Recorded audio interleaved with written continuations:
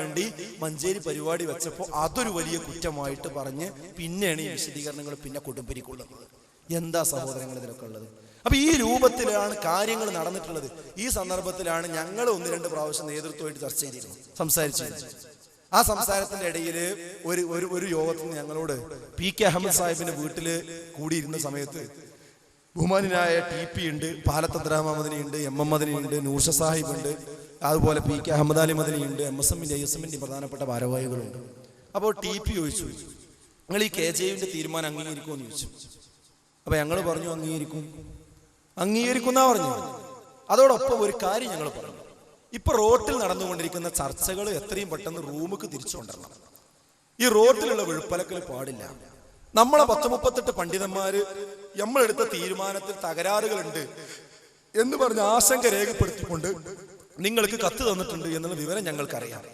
അതുകൊണ്ട് ആ പണ്ഡിതന്മാരെ വിളിച്ച് എന്താണ് അവർ അതിൽ പറയുന്ന കാര്യങ്ങൾ എന്നൊന്ന് കേൾക്കാൻ നമ്മൾ തയ്യാറാകണം. എന്നിട്ട് അവർ പറയുന്നത് തെറ്റുണ്ടെങ്കിൽ അവർക്ക് തിരുത്തി കൊടുക്കണം. അതല്ല അവർ പറയുന്നതിന് വല്ല കാര്യം ഉണ്ടെങ്കിലോ അത് ഖുർആന്റെ സുന്നത്തിന്റെ വിഷയമല്ലേ, അത് നമ്മൾ തിരുത്തണം. എന്നിട്ട് ഐക്യത്തോടുകൂടി യോജിപ്പോടുകൂടി നമ്മൾ മുന്നോട്ട് പോകണം. ഈ കാര്യം ഞങ്ങൾ എന്ത് ചെയ്തിട്ടുണ്ട്, ആ യോഗത്തിൽ പറഞ്ഞു.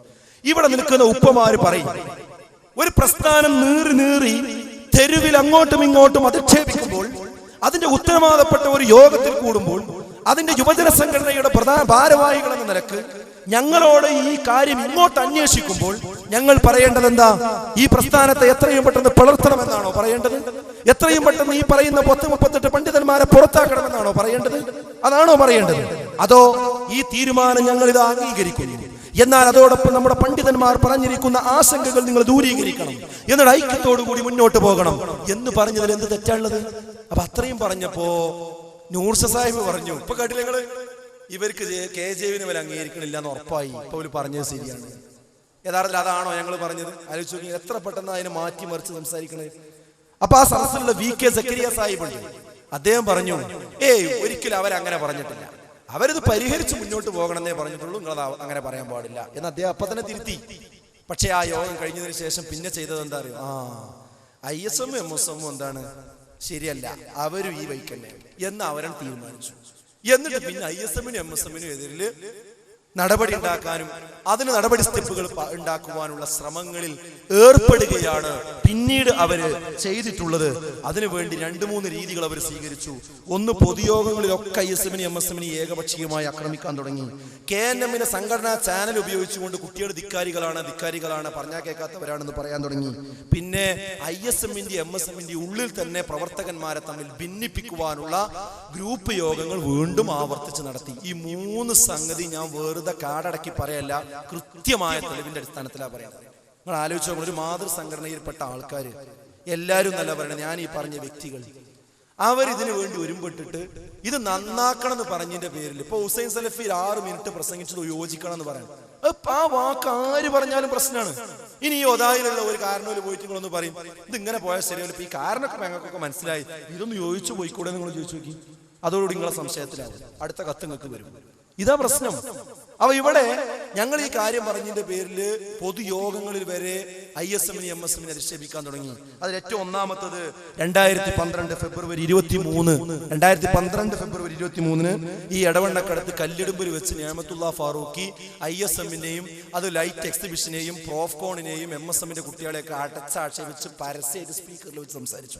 ഞങ്ങൾ പരാതി പറഞ്ഞു. ആ പരാതിക്ക് ശരിയായ രീതിയിലുള്ള ഒരു പരിഹാരവും പിന്നീട് ഉണ്ടായിട്ടില്ല. മാത്രമല്ല, അതിനുശേഷം ഫെബ്രുവരി 2012 ഫെബ്രുവരി 25 സംയുക്ത എക്സിക്യൂട്ടീവിൽ തന്നെ TP പറഞ്ഞു, അനുസരണയുള്ള നേതൃത്വത്തെ ISMനെ ഞങ്ങൾ കണ്ടെത്തും. അപ്പൊ ഇപ്പോൾ ഉള്ളത് അനുസരണമില്ലാത്ത ആളാണെന്നുള്ളത് എന്ത് ചെയ്തു? അവിടെ വന്നില്ലേ, ഏകപക്ഷീയമായിട്ട് പറയാണ്. അതുപോലെ തന്നെ ഫെബ്രുവരി 26 സ്വാഗത സംഘം ഉണ്ടാക്കിയ സമ്മേളനത്തിന്റെ ഞങ്ങളോട് ഒരു ശൂറയുമില്ല, ഒരാലോചന ആ വിഷയത്തിന് ഞങ്ങളോട് നടത്തിയിട്ടില്ല. നിങ്ങളൊക്കെ വന്നതുപോലെ ഞങ്ങളും വന്നു, അവിടെ വായിച്ച കുറിപ്പുകൾ കേട്ടു, അല്ലാതെ അതിന്റെ ഒരു ശൂറ ഞങ്ങളോട് നടത്തിയിട്ടില്ല. എല്ലാവരും അറിയുന്നത് പോലെ മാത്രം ഏകപക്ഷീയമായി ബോധപൂർവ്വം മാറ്റി നിർത്തിക്കൊണ്ട് എന്നിട്ട് നാട്ടുകാരോട് എന്ത് പറയും, കാരണം ഇവരൊന്നും ഇതിൽ സഹകരിക്കണില്ല എന്ന് പറയും ചെയ്യുക. ഒരു ഭാഗത്ത് ഈ രീതിയിൽ കാര്യങ്ങൾ നടത്തിക്കൊണ്ടു പോവുകയും ചെയ്യുന്ന രീതിയാണ് യഥാർത്ഥത്തിൽ വന്നിട്ടുള്ളത്. 2012 മാർച്ച് 13 നൂർഷ സാഹിബ് എറണാകുളത്ത് ISMകാരെ വിളിച്ച് ISM നേതൃത്വത്തിനെതിരെ രൂക്ഷമായ പദപ്രയോഗങ്ങൾ നടത്തി. 2012 മാർച്ച് 25 ISMന്റെ ഇലക്ഷനിൽ ഇടപെടാനുള്ള ശ്രമങ്ങൾ KNMന്റെ സെക്രട്ടേറിയറ്റിൽ അബ്ദുറഹ്മാൻ സലഫി തന്നെ, ഞാൻ പോവുകയാണെങ്കിൽ അത് നമ്മളാ പറഞ്ഞ പാനൽ അംഗീകരിച്ചിട്ടില്ലെങ്കിൽ പിരിച്ചുവിട്ടു പോരും എന്ന് അദ്ദേഹം അവിടെ വെച്ച് തന്നെ പറഞ്ഞത് ആർക്കും നിഷേധിക്കാൻ കഴിയാത്തതാണ്. 2012 അതുപോലെ തന്നെ ISMന്റെ തെരഞ്ഞെടുപ്പ് നടന്നു. ആ തെരഞ്ഞെടുപ്പ് ഏകകണ്ഠമായിരുന്നു. ആർക്കും ഒന്നും ചോദ്യം ചെയ്യാൻ പറ്റിയില്ല. നല്ല രീതിയിൽ തന്നെ നടന്നു. അതിലുള്ള അമർഷം കാരണം തൊട്ടടുത്ത് കൂടിയ മാർച്ച് 27 ഞങ്ങൾ സെക്രട്ടേറിയറ്റ് കൂടാൻ ചെന്നപ്പോ CD ടവർ ഞങ്ങൾക്ക് അനുവദിച്ചില്ല. ഞങ്ങൾ പുറത്തു നിൽക്കേണ്ടി വന്നു. ഇതൊന്നും ഞങ്ങൾ മൈക്ക് കെട്ടി ആരോടും ആ സമയത്ത് വിശദീകരിച്ചിട്ടില്ല. 2012 മെയ് 13 ആ സമയത്ത് ഞങ്ങൾ പ്രസംഗിക്കുന്നിടത്തൊക്കെ നിരീക്ഷകന്മാരെ പറഞ്ഞയച്ച് നിരീക്ഷിക്കാൻ തുടങ്ങി. ഇങ്ങനെ ഏകപക്ഷീയമായ രീതിയിൽ അവസാനം ജൂൺ 12-ാം തീയതി സെപ്റ്റംബർ 24-ാം തീയതി ജാമിയ നദിവിയിൽ അനസ് മൗലവിയുടെ നേതൃത്വത്തിൽ ഗ്രൂപ്പ് യോഗം നടന്നു ISMനെതിരിൽ. അതുപോലെ തന്നെ സെപ്റ്റംബർ 30 ജാമിയ നദിവിയിൽ തന്നെ അബ്ദുറഹ്മാൻ സലഫിയുടെ നേതൃത്വത്തിൽ ISMലെ ചില കൗൺസിലർമാരെ വിളിച്ചു കൂട്ടിക്കൊണ്ട് ഗ്രൂപ്പ് യോഗം വീണ്ടും നടന്നു. എന്തിന്? തെരഞ്ഞെടുത്ത ISM കമ്മിറ്റിയുടെ കൗൺസിൽ വരാനിരിക്കുന്നുണ്ട്. ആ കൗൺസിലിൽ ബഹളം ഉണ്ടാക്കാൻ വേണ്ടിയിട്ട്. നമ്മളൊന്ന് ആലോചിച്ച് നോക്കി. അതിന് ISMന്റെ കുറച്ച് കുട്ടികളെ വിളിച്ചു കൂട്ടിക്കൊണ്ട് ഇങ്ങനെ തീർത്തും സംഘടനാ വിരുദ്ധമായ ഗ്രൂപ്പ് യോഗങ്ങൾ വിളിച്ചുകൂട്ടി മോശമായി ഏകപക്ഷീയമായി പ്രചരിപ്പിക്കുക, എന്നിട്ട് അത് നടപ്പിൽ വരുത്തുക, എന്നിട്ട് കൗൺസിലിൽ ബഹളം ഉണ്ടാക്കാൻ ശ്രമിക്കുക. പക്ഷേ ആ കൗൺസിലിൽ ബഹളം ഉണ്ടാക്കിയെങ്കിലും നമ്മുടെ പ്രവർത്തകന്മാരുടെ ക്ഷമയാപൂർവ്വമുള്ള ഇടപെടൽ കാരണം അവർക്കത് ലക്ഷ്യത്തിലെത്തിക്കാൻ പറ്റിയില്ല എന്ന് മാത്രമല്ല, അവരെല്ലാവരും അത് പിൻവലിച്ചു. അവസാനം നല്ല രീതിയിൽ ആ കൗൺസിൽ പിരിഞ്ഞു. ഒരു വിഭാഗീയതയും ISMന്റെ കൗൺസിലിൽ ഉണ്ടാക്കാൻ അവർക്ക് കഴിഞ്ഞില്ല. ഒരുപാട് സ്ഥലത്ത് ഞങ്ങളുടെ പ്രസംഗങ്ങൾ മുടക്കാനുള്ള ശ്രമങ്ങൾ ഉണ്ടായി. ഇങ്ങനെയൊക്കെ പോയി സമ്മേളനത്തിന്റെ സമയമായി. അവസാന സമ്മേളനത്തിലെ പ്രോഗ്രാമിൽ നിന്ന് പലരെയും മാറ്റി നിർത്തി. എന്നിട്ടും ഞങ്ങൾ ചെയ്തത് എന്താ? ആ സമ്മേളന പന്തലിൽ എല്ലാവരും വരുന്നമാതിരി വന്നിരുന്നു. 4 ദിവസം അവിടെ ഇരുന്ന് പരിപാടികൾ കേട്ടു. അതും അപ്പോഴോ MI മുഹമ്മദ് സുല്ലമി അതുപോലുള്ള ആൾക്കാരെ കയ്യിൽ നടക്കുമ്പോഴും അവരെ ആരും നിരീക്ഷിക്കണില്ല. ഞങ്ങളെ നിരീക്ഷിക്കാൻ വേണ്ടി ഞങ്ങളെ കൂടെ ആൾക്കാർ ഇങ്ങനെ നടക്കുക. നിങ്ങളൊന്ന് ആലോചിച്ച് നോക്കി. ഹുസൈൻ സലഫിയെ പ്രസംഗിച്ച് കഴിഞ്ഞിട്ട് അദ്ദേഹത്തെ പുറത്തേക്ക് കാണാനില്ല.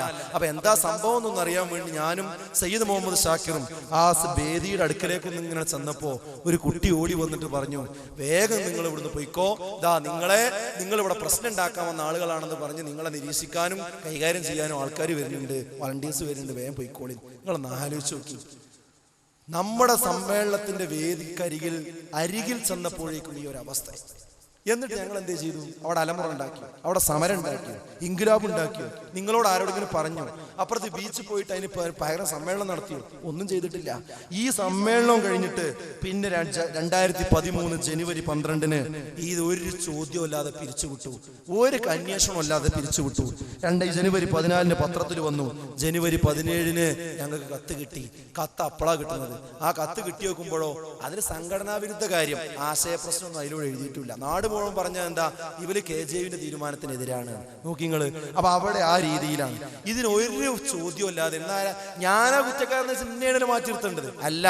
ഞങ്ങളെ സെക്രട്ടേറിയറ്റ് മരവിപ്പിച്ചു. ആ സെക്രട്ടേറിയറ്റിൽ ആരെങ്കിലും 9 ആളിൽ ആരെങ്കിലും ഈ വിഷയത്തിൽ ഇപ്പൊ അവരുടെ കൂടെ നിൽക്കുന്നുണ്ടോ? ഇല്ല. അതുപോലെ എക്സിക്യൂട്ടീവില് 2-3 ആൾക്കാർ ഒഴിച്ച് ബാക്കി ആരുള്ളത്? ആരുമില്ല. അതുപോലെ തന്നെ 16 ജില്ലാ കമ്മിറ്റികളിൽ, അതുപോലെ മണ്ഡലം കമ്മിറ്റികളിൽ, അതുപോലെ തന്നെ സംസ്ഥാന ശാഖാ കമ്മിറ്റികളിൽ ഇവരൊക്കെ മരവിപ്പിച്ചുകൊണ്ടാണ് പുതിയ കമ്മിറ്റി മേലെ മുതൽ താഴെ വരെ ഉണ്ടാക്കിയത്. ഞാൻ ചോദിക്കട്ടെ, ഇവിടെയൊക്കെ കമ്മിറ്റി ഉണ്ടാക്കിയിട്ടുണ്ടല്ലോ. എത്ര ആളുകൾക്ക് കത്ത് കൊടുത്തിട്ടുണ്ട്? നിങ്ങൾ കുഴപ്പമുണ്ടാക്കിയിട്ടുണ്ട്, ഇന്നോടത്ത് പ്രശ്നം ഉണ്ടാക്കിയിട്ടുണ്ട്, ഇന്ന ആദർശ വിഷയം ഉണ്ടായി, നിങ്ങൾ ജിന്നിനോട് പ്രാർത്ഥിക്കാന്ന് പറഞ്ഞിട്ടുണ്ട്. ആർക്കാ തെളിവ് കൊടുത്ത്? ഇല്ല. അതവിടെ മരവിപ്പിച്ച് വേറെ സാധനം ഉണ്ടാക്കിക്കുക. 10,000-കണക്കിന് പ്രവർത്തകരെ. ഇത് ISMന്റെയും MSMന്റെയും മാത്രമല്ല, പിന്നെ ഹുസൈൻ സലഫി മുതൽ അബ്ദുല്ലക്ക് സുല്ലമി അതുപോലെ തന്നെ ഇങ്ങോട്ട് തുടങ്ങിയിട്ട് അറിയപ്പെടുന്ന മഹാഭൂരിപക്ഷം വരുന്ന പ്രബോധകന്മാരും പുറത്ത് നിർത്തുന്ന ഒരവസ്ഥ. സഹോദരങ്ങളെ, ഇതൊക്കെ ഉൾക്കൊണ്ട് ഇതൊക്കെ ശരിയാണെന്ന് ന്യായീകരിച്ചുകൊണ്ട് നടക്കാനുള്ള അവസ്ഥ ഏതൊരു മുജാഹിദാണ് ഉണ്ടാകുക? ആത്മാർത്ഥമായിട്ട് ചിന്തിക്കണം ഒരു മുജാഹിദിനും ഉണ്ടാവില്ല. ഇപ്പൊ അത് അങ്ങനെ വിചാരിച്ച് നടക്കുന്ന 2 വിഭാഗം ആൾക്കാരുള്ളൂ. ഒന്നെന്താ അറിയോ? ഇത് നേരത്തെ അങ്ങോട്ട് ഉറപ്പിച്ചു വെച്ചു. ജാമിയ നദിയിൽ ഇന്നാളെ ഗ്രൂപ്പ് യോഗം പോയി, ആ യോഗത്ത് പോയി കേട്ടുകാണ്ട് എനിക്കൊന്നും കേൾക്കണ്ട, ഇനി എന്നോടൊന്നും പറയണ്ട, ഒക്കെ മനസ്സിലായി. എന്നും പറഞ്ഞ് നടക്കണ നമ്മുടെ ചില ആൾക്കാരുണ്ട്. അവരാ പണ്ട് കേട്ടത് വെച്ച് നടക്കാണ്. ഇതിന്റെ മറുവശം എന്താന്ന് ഇതിനില്ല, കേൾക്കണില്ല. ഒന്നതാണ്. വേറൊന്നുള്ളത് എന്താന്ന് ചോദിച്ചാല് ചില സ്ഥാനമാനങ്ങളിലൊക്കെ ഇപ്പൊ അങ്ങനെ ഉണ്ട്.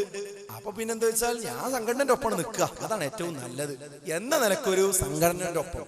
യഥാർത്ഥത്തിൽ ഇവിടെ KNM, ISM, MSM ഇതിനാരും ഇറങ്ങിപ്പോയിട്ടില്ല. കാരണം ഒന്നുകിൽ ആദർശപരമായ പ്രശ്നമായിരിക്കലും ഉണ്ടെന്ന് തെളിയണ്ടേ, അതാർക്കും തെളിയിക്കാൻ പറ്റിയിട്ടില്ല. പിന്നെ സംഘടനാപരമായി പുറത്താക്കിയ രീതികൾ ശരിയല്ല എന്ന് ഞാൻ ഇവിടെ പറയുകയും ചെയ്തു. പിന്നെ പുറത്താക്കിയ ആളുകൾ തന്നെ ഇപ്പോൾ യോഗത്തിന് വരാൻ പറ്റാത്ത രീതിയിൽ കോടതിയും ആ കാര്യം പറഞ്ഞു. പിന്നെന്താ ഇവിടെ നിലനിൽക്കുന്നത്?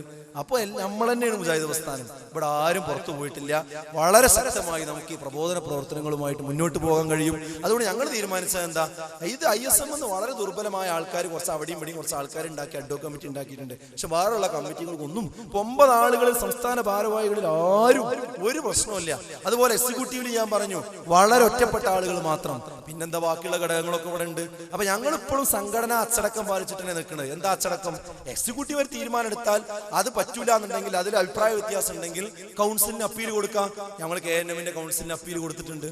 ആ അപ്പീലുള്ള എന്താ, ഞങ്ങൾക്ക് പറയാനുള്ളത് കേട്ടുങ്ങാണ്ട് വേണം ഈ തീരുമാനം പുനഃപരിശോധിക്കണം എന്ന് പറഞ്ഞ് കത്ത് കൊടുത്തുങ്ങാണ്ട് അതിന്റെ മറുപടിക്ക് കാത്തു നിൽക്കുകയാണ്. ഇതുവരെ ഒരു മറുപടി ഞങ്ങൾക്ക് തന്നിട്ടില്ല. അപ്പൊ ഞങ്ങൾ എന്ത് ചെയ്യാണ്? വെള്ളം കുടിക്കണ്ടെന്ന് പറഞ്ഞാൽ ഞങ്ങൾ ഒരു പക്ഷെ കേട്ടുന്ന് വരും, ഭക്ഷണം കഴിക്കണ്ടെന്ന് പറഞ്ഞാൽ കേട്ടുന്ന് വരും. പക്ഷെ ഞങ്ങൾ ദഅവത്ത് നടത്തണ്ടെന്ന് പറഞ്ഞാൽ കേൾക്കാൻ കഴിയില്ല. കാരണം എന്താ അറിയോ, ഇത് മരിച്ചു പോണ്ടേ, എപ്പോഴാ മരിക്കുക എന്ന് അറിയാൻ പറ്റുമോ? അതുകൊണ്ട് പ്രബോധന പ്രവർത്തനങ്ങൾ നിർത്തിവെക്കാതെ നേരത്തെ ISM എന്തൊക്കെ ചെയ്തിരുന്നോ അതെല്ലാ പ്രവർത്തനങ്ങളുമായി സജീവമായി മുന്നോട്ട് പോകുന്നു. മതം സുരക്ഷയാണ് എന്ന പ്രമേയം മുൻനിർത്തിക്കൊണ്ട് അനവധി ക്യാമ്പ് പരിപാടികൾ നടന്നുകൊണ്ടിരിക്കുന്നു. ഇപ്പൊ എക്സിബിഷനുകൾ ആലുവയിൽ കഴിഞ്ഞു, അതുപോലെ തന്നെ കരുനാഗപ്പള്ളിയിൽ കഴിഞ്ഞു. അതിന്റെ ഏറ്റവും വലിയൊരു മനുഷ്യ മഹാസമ്മേളനം നമ്മുടെ കടപ്പുറത്ത് നടന്നു. വെറും 10 ദിവസം കൊണ്ട് സംഘടിപ്പിച്ചൊരു പരിപാടിയാണ്. 10,000-കണക്കിന് ആളുകളാണ് സഹോദരങ്ങളെ അങ്ങോട്ട് ഒഴുകി വന്നത്. നിങ്ങൾ ഓർത്തോക്കി, ഇതിന്റെ മുമ്പ് മുജാഹിദ് പ്രസ്ഥാനത്തിന് പല കാരണങ്ങളാൽ ഇറങ്ങിപ്പോയ ആൾക്കാരുണ്ട്. ഇവരുടെ കൂടെ ഒന്നും ഈ ആളുകൾ ഇറങ്ങിപ്പോയിട്ടില്ലല്ലോ. മുജാഹിദ് പ്രസ്ഥാന ആൾക്കാർ ഇറങ്ങിപ്പോകലില്ല ഇങ്ങനെ കൂട്ടത്തോടു കൂടി. ഇവരുടെ കൂടെയല്ല ഇത്. സക്കരിയ സ്വലാഹിയുടെ കൂടെ പോയവരല്ല, മുജാഹിദ് ബാലുശ്ശേരിയുടെ കൂടെ പോയവരല്ല. അങ്ങനെയാണ് ചില ആൾക്കാർ പറയുന്നത്. ISM, MSM അവർക്ക് അങ്ങനെ പ്രശ്നമൊന്നുമില്ല, ഇവരെ കൂടെ പോയി, ഇവരെ മൂട് താങ്ങി എന്നൊക്കെയാണ്. സഹോദരങ്ങളെ, എന്ത് മൂട് താങ്ങി, എന്ത് കൂടെ പോയി? ഇവർക്ക് തകരാറുണ്ട് എന്ന് ആദ്യം തെളിയിക്കണ്ടേ? ആ തകരാറിനെ പറ്റിയാണ് ഇപ്പൊ അവിടെ വെല്ലുവിളിച്ചിട്ടും ആ വെല്ലുവിളി സ്വീകരിക്കാതെ നടക്കണത്. പിന്നെന്താ തകരാറുള്ളത്? പിന്നെന്താ വിഷയമുള്ളത്? വിഷയം ഉണ്ടെങ്കിലല്ലേ പ്രശ്നമുള്ളൂ. അപ്പൊ അത് നമ്മൾ ആലോചിക്കേണ്ടതുണ്ട്. പിന്നെ മാത്രമല്ല, ഒരു വ്യക്തിനെ കണ്ടുകാണ്ട് മുജാഹിദുകൾ ആരും പിന്നാലെ കൂടില്ല. അത് യാഥാർത്ഥ്യങ്ങൾ മനസ്സിലാക്കി തന്നെ എന്ത് ചെയ്യുള്ളൂ, നിൽക്കുള്ളൂ. അതന്നെ ഇവിടെ നിന്നിട്ടുള്ളൂ, അല്ലാതെ വേറെ ഒന്നും ഉണ്ടായിട്ടില്ല. അപ്പൊ അതുകൊണ്ട് തന്നെ ഈ വിഷയങ്ങൾ നമ്മൾ ആ രീതിയിലാണ് കാര്യങ്ങൾ എന്ത് ചെയ്യേണ്ടത്, മനസ്സിലാക്കേണ്ടത്. അപ്പൊ MSM, ISM ഇപ്പൊ ചെയ്യുന്നത് നേരത്തുള്ള പ്രവർത്തനങ്ങളുമായി സജീവമായി മുന്നോട്ട് പോകുന്നു. ഇൻഷാ അല്ലാഹ് കൊണ്ടോട്ടിയിൽ ഇൻസൈറ്റ് എക്സിബിഷൻ വരുന്നു, കോട്ടക്കലിൽ വരുന്നു, കണ്ണൂർ വരുന്നു, അതുപോലെ മണ്ണാർക്കാട് വരുന്നു. ഒരുപാട് സ്ഥലങ്ങളിൽ കഴിഞ്ഞ 10 വർഷത്തെ ഓർമ്മിപ്പിക്കുമാറ് ആ സാൽവേഷനുകളെ, ലൈറ്റ് എക്സിബിഷനുകളെ ഓർമ്മിപ്പിക്കുമാറ് ഇതാ ദഅവത്തിലേക്ക് നമ്മൾ തിരിച്ചു നടക്കുകയാണ്. ഈ ജിന്നും സിഹറും ഇതുപോലെയുള്ള വിവാദ വിഷയങ്ങളും ഇതാ ഇവിടെ അവസാനിപ്പിക്കുകയാണ്. ഇത് പൊതുവേദികളിൽ പറയാൻ ഇനി ഞങ്ങൾ ഉദ്ദേശിക്കുന്നില്ല. കാരണം എന്താണെന്നറിയോ, ഇത് ആളുകൾക്കൊക്കെ മനസ്സിലായി, വിഷയം മനസ്സിലായി. ഇനി ദഅവത്തുമായി സജീവമായി മുന്നോട്ട് പോകുന്നു. നമ്മൾ KNM ആണ്, നമ്മൾ ISM ആണ്, നമ്മൾ MSM ആണ്, നമ്മൾ MGMന്റെ സഹോദരിമാർ നമ്മുടെ ഭാഗമാണ്. അതെ, നമ്മൾ ഐക്യത്തോടുകൂടി യോജിപ്പോടുകൂടി ഇതാ മുജാഹിദ് കേരളം മുന്നോട്ട് പോയിക്കൊണ്ടിരിക്കുന്നു. ഇതിനുള്ളിൽ കൃത്രിമത്വം ഉണ്ടാക്കിയ, ഇതിനുള്ളിൽ തകരാറുകൾ ഉണ്ടാക്കിയ ആളുകൾ ഓരോ ദിവസം പിന്നിടുമ്പോഴും ഇതാ ഒറ്റപ്പെട്ട് കടന്നു വന്നുകൊണ്ടിരിക്കുകയാണ് എന്ന് എല്ലാവർക്കും അറിയാം. പിന്നെ ഒരു ഒറ്റ ആയത്ത് ഞാൻ നിങ്ങൾ ഓർമ്മപ്പെടുത്തുക. ഞാൻ ആദ്യം ഓതി വെച്ച ആയത്ത് എന്താണ്? ആയത്തിന്റെ അർത്ഥം എല്ലാവരും ഒന്ന് ശ്രദ്ധിക്കുക. അതായത് ചില ആളുകളുടെ വിചാരമുണ്ട്, മുജാഹിദാണെന്നൊക്കെ പറഞ്ഞുകൊണ്ട് ഇങ്ങനെ പോയാ അങ്ങനെ ചുളുവിലങ്ങ് സ്വർഗത്ത് പോകാം. ഇല്ല. വ്യക്തി ജീവിതത്തിലും കുടുംബ ജീവിതത്തിലും സാമൂഹ്യ രംഗങ്ങളിലും മതരംഗങ്ങളിലും ഒക്കെ ഒരുപാട് വെല്ലുവിളികളും പരീക്ഷണങ്ങളും മരിക്കുന്നതിന് മുമ്പ് നമ്മുടെ നേർക്കുനേരെ വരും. അത് തടുക്കാനും ആ പരീക്ഷണങ്ങളിൽ വിജയിക്കുവാനും നമുക്ക് സാധിക്കുന്നുവെങ്കിൽ മാത്രമേ സഹോദരങ്ങളെ നമുക്ക് പിടിച്ചു നിൽക്കാൻ കഴിയുകയുള്ളൂ. അങ്ങനെ പരീക്ഷിക്കുമെന്ന് ഒരൊഴുക്കൻ മട്ടിൽ പറഞ്ഞു പോവുകയല്ല ഖുർആൻ ചെയ്തിരിക്കുന്നത്. മറിച്ച് അശ്ഹദു അല്ലാ ഇലാഹ ഇല്ലല്ലാഹ് വ അശ്ഹദു അന്ന മുഹമ്മദൻ റസൂലുള്ളാഹ് എന്ന ഷഹാദത്ത് കലിമ ചൊല്ലി അങ്ങനെ അങ്ങ് പോകാമെന്ന് നിങ്ങൾ വിചാരിക്കുന്നുണ്ടോ? അല്ലാഹുവിന്റെ ചോദ്യം, നിങ്ങൾ പരീക്ഷിക്കപ്പെടാതെ വിടുമെന്ന് നിങ്ങൾ കരുതുന്നു തോന്നുന്നുണ്ടോ? പടച്ചോന്റെ ചോദ്യ അഹസിബന്നാസു അയ്യുത്രകു അയ്യഖൂലു ആമന്നാ വഹും ലാ യുഫ്തനൂൻ. അഹസിബന്നാസ് ജനങ്ങൾ വിചാരിക്കുന്നുണ്ടോ? അയ്യുത്രകു അവർ ഉപേക്ഷിക്കപ്പെടുമെന്ന്. അയ്യഖൂലു ആമന്നാ ഞങ്ങൾ വിശ്വസിച്ചിരിക്കുന്നു എന്ന് പറഞ്ഞതുകൊണ്ട് മാത്രം. വഹും ലാ യുഫ്തനൂൻ പരീക്ഷിക്കപ്പെടാതെ ഞങ്ങൾ വിശ്വസിച്ചിരിക്കുന്നു എന്ന് പറഞ്ഞതുകൊണ്ട് മാത്രം പരീക്ഷണത്തിന് വിധേയരാകാതെ അവരെ അങ്ങ് വെറുതെ വിടുമെന്നവർ വിചാരിക്കുന്നുണ്ടോ എന്നല്ല ചോദിക്കാണ്. വലഖദ് ഫതന്നല്ലദീന മിൻ ഖബ്ലിഹിം നിങ്ങൾക്ക് മുമ്പുള്ളവരെ ഞാൻ പരീക്ഷിച്ചിട്ടുണ്ട്. ഫലയഅലമന്നല്ലാഹുല്ലദീന സദഖൂ സത്യം പറയുന്നവരാരാണെന്നറിയുന്നത് വരെ വലയഅലമന്നൽ കാദിബീൻ കളവ് പറയുന്നവരാരാണെന്നും അറിയുന്നത് വരെ ഞാൻ പരീക്ഷിച്ചിട്ടുണ്ട്. അതേ സത്യവും അസത്യവും ഹക്കും ബാത്തിലും സത്യവും അസത്യവും അർദ്ധസത്യവും നാട്ടിൽ ചർച്ചയാകുമ്പോൾ അതിന്റെ സത്യം കണ്ടെത്താൻ ശ്രമിക്കുന്നവനാരാണ്? അതിൽ കളവിനെ തിരിച്ചറിയാൻ ശ്രമിക്കുന്നവനാരാണ്? അതിനു വേണ്ടി ബുദ്ധി ഉപയോഗിക്കുന്നവനാരാണ്? അതിന് ക്ഷമയവലംബിക്കുന്നവനാരാണ്? അതിനുവേണ്ടി പഠിക്കാൻ ശ്രമിക്കുന്നവനാരാണ്? അതല്ല എനിക്കിതൊന്നും അറിയില്ല, ഞാൻ മാറി നിൽക്കുകയാണ്, ഞാൻ വിട്ടു നിൽക്കുകയാണ്, ഇതൊക്കെ ഒന്നാകട്ടെ, ഇതൊക്കെ ഒന്ന് ശരിയാകട്ടെ, എന്നിട്ട് വരാമെന്ന് പറഞ്ഞ് തന്റെ വീടിന്റെ ഒളിത്താവളങ്ങളിലേക്ക് തിരിച്ചു പോകുന്നവരാരാണ് എന്നൊക്കെ പടച്ച തമ്പുരാൻ നോക്കുന്നുണ്ട്. സഹോദര, ഇന്നല്ലെങ്കിൽ നാളെ തിരിച്ചു പോകേണ്ടവരാണ് നമ്മൾ. ലോകത്ത് ഇസ്ലാമിക ചരിത്രത്തിൽ ഒരുപാട് പ്രശ്നങ്ങൾ ഉണ്ടായിട്ടുണ്ട്. ആ പ്രശ്നങ്ങൾക്കൊക്കെ പരിഹാരങ്ങളും ഉണ്ടായിട്ടുണ്ട്. ആ പ്രശ്നങ്ങൾ നടക്കുന്ന സമയത്ത് ഇതിലും തീക്ഷ്ണമായ പ്രയാസങ്ങൾ ഉണ്ടായിട്ടുണ്ട്, യുദ്ധങ്ങൾ ഉണ്ടായിട്ടുണ്ട്. അള്ളാന്റെ പ്രവാചകൻ തന്നെ 70-ലധികം യുദ്ധങ്ങൾക്ക് നേതൃത്വം കൊടുത്തിട്ടുണ്ട്. അതിന്റെ മുന്നിൽ നിന്ന് നയിച്ചിട്ടുണ്ട്. മാനസികമായ സംഘർഷങ്ങൾ അനുഭവിച്ചിട്ടുണ്ട്, പ്രയാസങ്ങൾ അനുഭവിച്ചിട്ടുണ്ട്. സ്വന്തം കുടുംബങ്ങളിൽ നിന്ന് പ്രയാസങ്ങൾ ഏറ്റുവാങ്ങിയിട്ടുണ്ട്. അതൊക്കെ ഉണ്ടായപ്പോഴും ശക്തമായ പരീക്ഷണത്തിന്റെ മുമ്പിൽ പിടിച്ചു നിന്നുകൊണ്ട് സത്യത്തിന് വേണ്ടി പൊരുതിയ പ്രവാചകന്മാർ, അതിന്റെ പിന്മുറക്കാരായിരുന്നു നമ്മുടെ പണ്ഡിതന്മാർ. ഒറ്റക്കങ്ങാടിയിൽ പോയി തൗഹീദ് പറഞ്ഞപ്പോ മാലപ്പടക്കം കൊളുത്തിയെറിഞ്ഞവരുണ്ട്. അതേ നമ്മുടെ KM മൗലവിയെയും അതുപോലെയുള്ള ഉമർ മൗലവി ഒറ്റയാൾ പട്ടാളമായി ജമാഅത്തെ ഇസ്ലാമിയുടെ വൈരുദ്ധ്യത്തെ പറ്റി, അവരുടെ ആദർശ വ്യതിയാനത്തെ കുറിച്ച് കൃത്യമായി ജനങ്ങളെ പഠിപ്പിക്കാൻ ഒറ്റയാൾ പട്ടാളമായി ഇറങ്ങി തിരിച്ചു. പല ആളുകളും മൗലവിയോട് പറഞ്ഞു, നിങ്ങൾ എന്തിനാണ് ഈ ശാഖാപരമായ വിഷയവുമായി നടക്കുന്നത്? ഇല്ല, ഞാൻ എനിക്ക് മനസ്സിലായത് പറയുമെന്ന് പറഞ്ഞുകൊണ്ട് അദ്ദേഹം അതാ നടന്നു. അതാ ആളുകൾ അദ്ദേഹത്തിന്റെ പിന്നിൽ വന്നു, സത്യം മനസ്സിലാക്കി. അതേ ഒരുപാട് പരിഹാസങ്ങൾ അദ്ദേഹം ഏറ്റു. ആ പരിഹാസങ്ങൾക്കപ്പുറമൊന്നും നമുക്കൊന്നും ഇപ്പോൾ അനുഭവിക്കേണ്ടി വന്നിട്ടില്ല. വഹാബികളെന്ന് വിളിച്ചിട്ടുണ്ട്, പുത്തൻവാദികളെന്ന് വിളിച്ചിട്ടുണ്ട്, കുഴപ്പക്കാരെന്ന് വിളിച്ചിട്ടുണ്ട്, നാട്ടിൽ പ്രശ്നങ്ങൾ ഉണ്ടാക്കുന്നവരാണെന്ന് പറഞ്ഞിട്ടുണ്ട്, കുടുംബത്തിൽ നിന്ന് ഒറ്റപ്പെടുത്തിയിട്ടുണ്ട്. ഇതാ ഞങ്ങളത് ഏറ്റെടുക്കുന്നു. ജിന്നൂരികളെന്ന് വിളിക്കുമ്പോഴും ജിന്നെന്ന് വിളിക്കുമ്പോഴും മലക്കെന്ന് പറഞ്ഞ് കളിയാക്കുമ്പോഴും ഇതാ വീട്ടിലുള്ള സ്വന്തം ഉപ്പമാര് വരെ സ്വന്തം ഉമ്മമാര് വരെ പ്രയാസങ്ങൾ ഉണ്ടാക്കുമ്പോഴും അതെല്ലാം ക്ഷമിച്ച് സഹിച്ചുകൊണ്ട് ഈ പ്രബോധനത്തിന്റെ വീതിയിൽ ശക്തമായി മുന്നോട്ട് പോകുവാൻ തന്നെയാണ് തീരുമാനിച്ചിട്ടുള്ളത്. സഹോദരങ്ങളെ, ഇതിൽ പതറാതെ ശക്തമായി ആര് മുന്നോട്ട് പോകുന്നു? സത്യത്തിന്റെ കൂടെ ആര് നിൽക്കുന്നു? യാ അയ്യുഹല്ലദീന ആമനുത്തഖുല്ലാഹ വകൂനൂ മഅസ്സാദിഖീൻ. നിങ്ങൾ അല്ലാഹുവിനെ സൂക്ഷിക്കണം, സത്യവാന്മാരോടൊപ്പം നിങ്ങൾ നിൽക്കണം എന്ന അല്ലാഹുവിന്റെ കൽപ്പനയാണ്. ആ സത്യം എന്നാണെന്ന് മനസ്സിലാക്കി അതിന്റെ കൂടെ നിന്ന് മുന്നോട്ട് പോകാനാണ് നമ്മൾ തയ്യാറാകേണ്ടത്. അതല്ലാതെ ആശയക്കുഴപ്പത്തിൽ എന്നും നിലനിൽക്കാൻ നമുക്ക് കഴിയില്ല. എന്തിനാണ് ജീവിതം? എന്തിനാണ് മരണം? അല്ലദീ ഖലഖൽ മൗത വൽ ഹയാത ലിയബ്ലുവകും അയ്യുകും അഹ്സനു അമലാ. ഏതാണ് ഏറ്റവും നല്ലത്, നല്ല മാർഗമെന്ന് കണ്ടെത്തി പരിശോധിച്ച് ആ നന്മ സ്വീകരിക്കുന്നത് ആരാണെന്ന് പരിശോധിക്കാനാണ് ജീവിതത്തെയും മരണത്തെയും തന്നിരിക്കുന്നത്. അല്ലാതെ ഇതൊക്കെ പരസ്പരം അങ്ങോട്ടും ഇങ്ങോട്ടും പറയട്ടെ, ഇതൊന്നും ഞാനുമായി ബന്ധപ്പെട്ടതല്ല എന്ന് പറഞ്ഞ് തിരിഞ്ഞു നടക്കാൻ കഴിയില്ല. പ്രശ്നങ്ങൾ വരുമ്പോൾ പഠിക്കണം എന്ന് നമുക്കറിയാം. നമ്മുടെ വീടുകളിൽ പ്രശ്നങ്ങൾ ഉണ്ടായിട്ടില്ലേ? കുടുംബങ്ങളിൽ പ്രശ്നമുണ്ടായിട്ടില്ലേ? സ്ഥാപനങ്ങളിൽ പ്രശ്നമുണ്ടായിട്ടില്ലേ? ജോലി വിഷയത്തിൽ പ്രശ്നങ്ങൾ ഉണ്ടായിട്ടില്ലേ? ബഹുമാനായ ബഷീർ സാഹിബ് കൂടെ പറഞ്ഞില്ലേ, ഇന്ന് സൗദി അറേബ്യയിൽ എടുത്തിരിക്കുന്ന ഒരു തീരുമാനം മലബാറിന് മാത്രമല്ല കേരളത്തിന് യുവാക്കളെ ബാധിച്ചുകൊണ്ടിരിക്കുന്നു. പ്രശ്നങ്ങൾ കൈകാര്യം ചെയ്യുന്നില്ലേ നമ്മൾ? അവിടെ നിന്ന് നമ്മുടെ ജോലി നഷ്ടപ്പെട്ടാൽ നാട്ടിലെങ്ങനെ ജോലിയിൽ പിടിച്ചു നിൽക്കാം? ഏത് ബിസിനസ്സാണ് എനിക്ക് പറ്റിയത് എന്ന് നമ്മൾ ചിന്തിക്കാൻ തുടങ്ങിയിട്ടില്ലേ? പ്രശ്നങ്ങൾ വരുമ്പോൾ നമ്മൾ നേരിടുകയാണ് പതിവ്. അതേ സഹോദരങ്ങളെ, മതരംഗത്ത് പ്രശ്നം വരുമ്പോൾ മാറി നിൽക്കുകയല്ല. ധീരമായതിന്റെ സത്യം മനസ്സിലാക്കാൻ അല്പം ക്ഷമയോടുകൂടി പഠിക്കണം. പഠിക്കാനുള്ളവർക്ക് പുസ്തകം ഇവിടെ ലഭ്യമാണ്, മാസികകൾ ഇവിടെ ലഭ്യമാണ്, CD-കൾ ഇവിടെ ലഭ്യമാണ്. നമ്മുടെ പ്രവർത്തകന്മാർ നിങ്ങളുടെ വീടുകളിൽ അത് കൊണ്ടുവന്നു തരും. കേൾക്കാനുള്ള ഒരു മനസ്സ് നമ്മൾ കാണിക്കണം, കാണാനുള്ള ഒരു മനസ്സ് നമ്മൾ കാണിക്കണം. എന്നിട്ട് ജ്യേഷ്ഠനോട് തെറ്റണം, എന്നിട്ട് വാപ്പയോട് കയർക്കണം, എന്നിട്ട് മകനെ വെറുക്കണം. അതല്ലാതെ ആരെങ്കിലും പറഞ്ഞു തന്നതനുസരിച്ച്, ആരെങ്കിലും കട്ടുമുറിച്ച ക്ലിപ്പ് പറഞ്ഞു തന്നതനുസരിച്ച്, ആരെങ്കിലും സംസ്ഥാനത്ത് നിന്ന് നിരന്തരമായി ഫോൺ ചെയ്തതിന്റെ ബലത്തിൽ ഒരാളെയും നമ്മൾ ഒരിക്കലും അകറ്റി നിർത്താൻ പാടില്ല. അങ്ങനെ നമ്മൾ ആരെയെങ്കിലും മോശമായ പ്രയോഗങ്ങൾ വിളിച്ചാൽ, ആരെയെങ്കിലും കുഫ്ർ ആരോപിച്ചാൽ, ശിർക്ക് ആരോപിച്ചാൽ അത് നമ്മുടെ ഖബറിനെ ബാധിക്കും.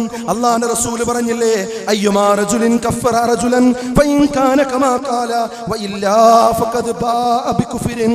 ഏതൊരാൾ മറ്റൊരാളെ സത്യനിഷേധി എന്ന് വിശേഷിപ്പിക്കുമ്പോഴും അയാൾ പറയും പോലെ തന്നെയാണ്. വിശേഷിപ്പിക്കപ്പെട്ട ആളെങ്കിൽ അങ്ങനെ തന്നെയാണ്. ഇല്ല എങ്കിലോ പറഞ്ഞവൻ സത്യനിഷേധിയായി തീരും. പറഞ്ഞവൻ സത്യനിഷേധിയായി തീരും.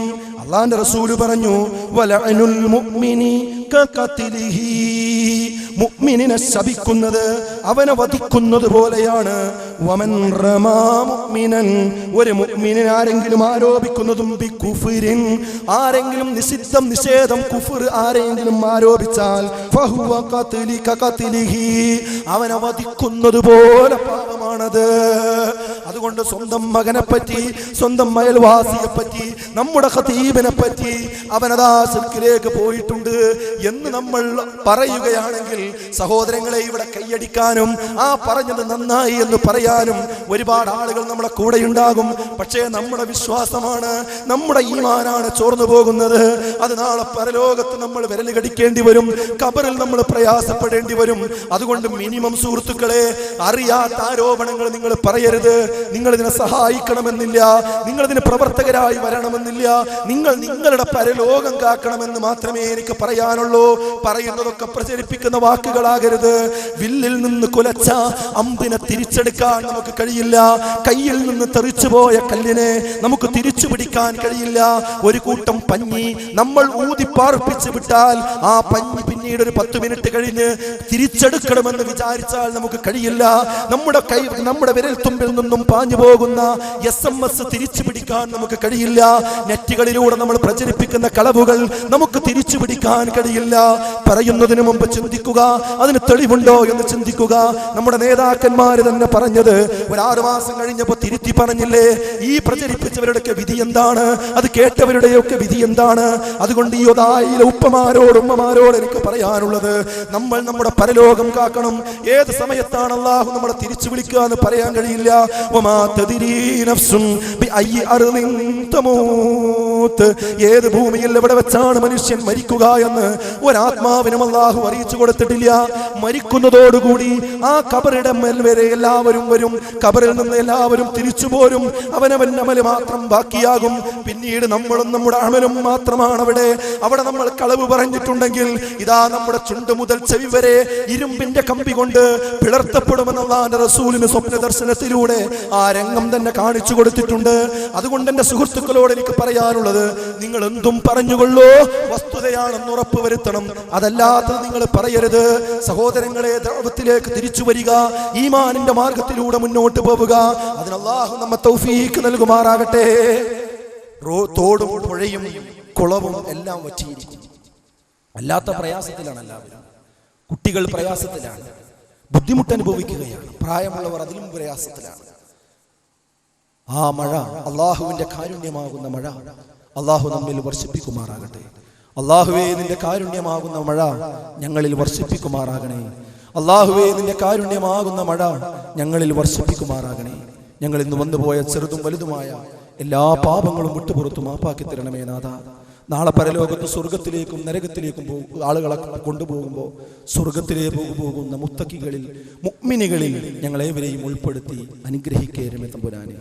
اللهم اغفر للمؤمنين والمؤمنات والمسلمين والمسلمات الأحياء منهم والأموات إنك مجيب الدعوات يا قاضي الحاجات ربنا اصرف عنا عذاب جهنم إن عذابها كان غراما ربنا هب لنا من أزواجنا وذرياتنا قرة أعين واجعلنا للمتقين إماما اللهم اجرنا من النار اللهم اجرنا من النار اللهم اعز الإسلام والمسلمين وأذل الشرك والمشركين ربنا تقبل منا إنك أنت السميع العليم وتب علينا إنك أنت التواب الرحيم ربنا آتنا في الدنيا حسنة وفي الآخرة حسنة وقنا عذاب النار آمين يا أرحم الراحمين السلام عليكم ورحمة الله.